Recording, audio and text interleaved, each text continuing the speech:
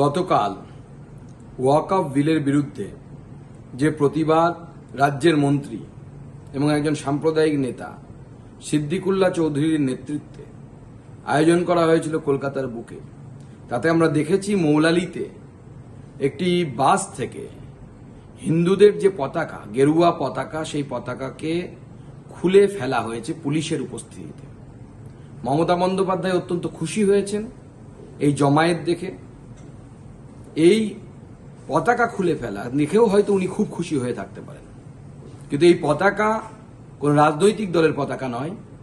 এই পতাকা সমগ্র হিন্দু সমাজ, সনাতনী সমাজের পতাকা, সমগ্র হিন্দু সমাজ এবং সনাতনী সমাজের সম্মান।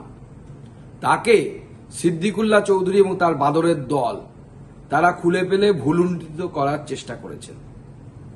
সমগ্র সনাতনী সমাজের এই অপমানের বিরুদ্ধে, সনাতনী সমাজের সম্মানকে, সম্ভ্রমকে ভুলুণ্ঠিত করার বিরুদ্ধে আসুন আগামীকাল হনুমান জয়ন্তী উপলক্ষে আমরা সবাই প্রতিবাদ করি। সেই প্রতিবাদটা কিভাবে হবে?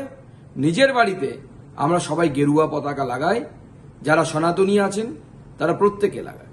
আমি আমার নিজের বাড়িতে লাগাবো এবং সকালবেলা লাগিয়ে, গেরুয়া পতাকা লাগিয়ে সেই ছবি আমি সোশ্যাল মিডিয়ায় দেব।